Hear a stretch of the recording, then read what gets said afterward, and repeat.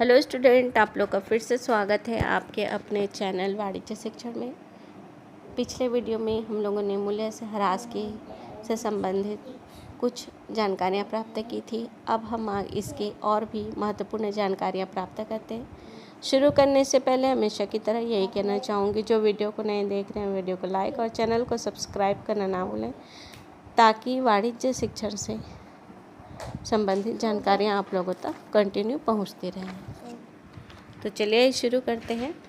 मूल्य ह्रास की आवश्यकता एवं उसको प्रभावित करने वाले तत्वों की जानकारी से। मूल्य ह्रास एक लेखांकन प्रक्रिया है जो अचल संपत्तियों के मूल्य में होने वाली कमी को व्यवस्थित ढंग से दर्शाती है। यह व्यावसायिक वित्तीय और विवरणों की सटीकता सुनिश्चित करने और संपत्ति के वास्तविक मूल्य को प्रतिबिंबित करने के लिए आवश्यक है।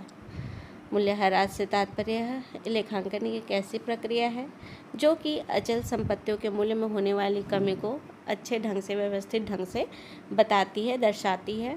यह व्यावसायिक वित्तीय विवरणों की सटीकता को सुनिश्चित करने और संपत्ति की वास्तविक मूल्य को प्रतिबिंबित करने में आवश्यक सहायक होती है।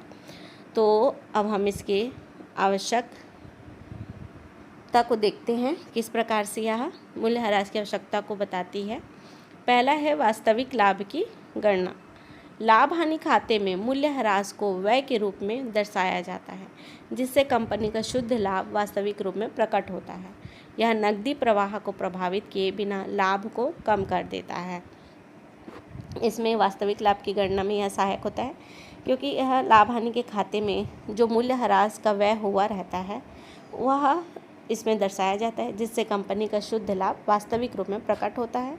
यह नकदी प्रवाह को प्रभावित किए बिना लाभ को कम कर देता है। दूसरा है संपत्ति का उचित मूल्यांकन। समय के साथ संपत्ति के मूल्य में कमी को बैलेंस शीट में दर्शाने के लिए मूल्य ह्रास आवश्यक है।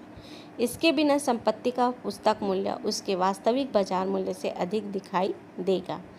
संपत्ति का अगर उचित मूल्यांकन के लिए हमें समय के साथ अगर संपत्ति के मूल्य में कमी को बैलेंस शीट में दर्शाने के लिए मूल्य में ह्रास करना आवश्यक है। इसके बिना संपत्ति का पुस्तक मूल्य उसके वास्तविक बाजार मूल्य से अधिक दिखाई देगा, अगर हम बिना मूल्य ह्रास किए उस कार्य को करते हैं तो। फिर है कर लाभ प्राप्त करना। मूल्य ह्रास कर योग्य आय को कम करके कर बचत प्रदान करता है। यह व्यवसाय को कर देनदारी काम करने में सहायक होता है। कर लाभ मूल्य ह्रास कर योग्य आय को कम करके बचत प्रदान करता है। यह व्यवसाय को कर देनदारी काम करने में सहायक के रूप में होता है। तीसरा है संपत्ति प्रतिस्थापना की योजना। संपत्ति के जीवन काल के दौरान जमा किया गया मूल्य ह्रास भविष्य में नई संपत्ति खरीदने के लिए धनराशि उपलब्ध कराता है। संपत्ति का अगर हम प्रतिस्थापन की योजना अगर बना रहे हैं तो संपत्ति के जीवन काल के दौरान जमा किया गया जो मूल्य ह्रास भविष्य में नई संपत्ति खरीदने के लिए धनराशि उपलब्ध कराता है, क्योंकि मूल्य ह्रास से मूल्य में आय में कमी करके उससे हमें लाभ होता है कि जिससे कि नई संपत्ति खरीदने के लिए धनराशि उपलब्ध कराता है।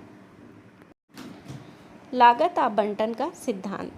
यह लेखांकन की मिलान सिद्धांत का पालन करता है, जहां संपत्ति की लागत को उसके उपयोगी जीवन काल में विभाजित किया जाता है। मूल्य ह्रास को प्रभावित करने वाले तत्वों के बारे में आप जानते हैं। पहला है संपत्ति का प्रारंभिक लागत मूल्य। मूल्य ह्रास की गणना संपत्ति के क्रय मूल्य से शुरू होती है। उच्च प्रारंभिक लागत अधिक मूल्य ह्रास व्यय उत्पन्न करेगी। मूल्य ह्रास की गणना संपत्ति के जो क्रय मूल्य है उसी से होती है, क्योंकि उसी से वह मूल्य ह्रास उसी के आधार पे होता है।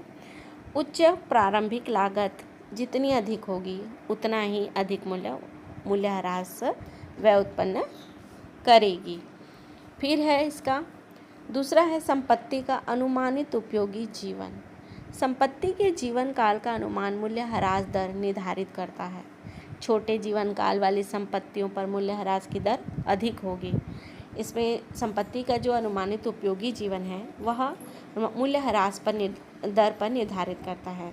जितने छोटी जीवन काल वाली संपत्तियां होंगी उस पर मूल्यह्रास की दर भी अधिक होगी। तीसरा है अवशिष्ट मूल्य।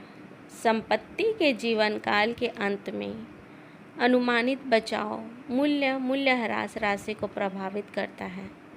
उच्च अवशिष्ट मूल्य का मूल्य का कारण बनता है। संपत्ति के जीवन काल के अंत में अनुमानित उसके मतलब बचाव के लिए, उसको स्थायी संपत्ति के बचाव के लिए बचाव के जो मूल्य होता है वह मूल्य राशि को प्रभावित करता है। उच्च अवशिष्ट मूल्य का मूल्य कारण बनता है।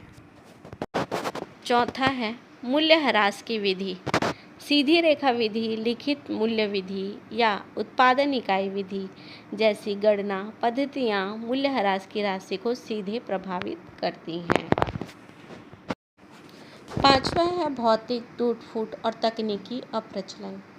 मशीनों के निरंतर प्रयोग से होने वाली घिसावट या नई प्रौद्योगिकियों के आने से पुराने उपकरणों का या टूट फूट हो जाने से उपकरणों का मूल्य तेजी से क्या होता है, घटता है। मतलब जितनी ज़्यादा इस संपत्तियों का निरंतर उपयोग होगा उतनी ही नई प्रौद्योगिकी के आने से पुराने उपकरणों का मूल्य तेजी से घटता जाता है। छठवा है कानूनी और लेखा मानक। कंपनी अधिनियम या लेखांकन मानक जैसे AS 6 मूल्यह्रास दरों और विधियों को विनियमित करते हैं। तो इसी तरह से और भी वाणिज्य से संबंधित जानकारियाँ आप लोगों तक कंटिन्यू पहुँचते रहेंगी।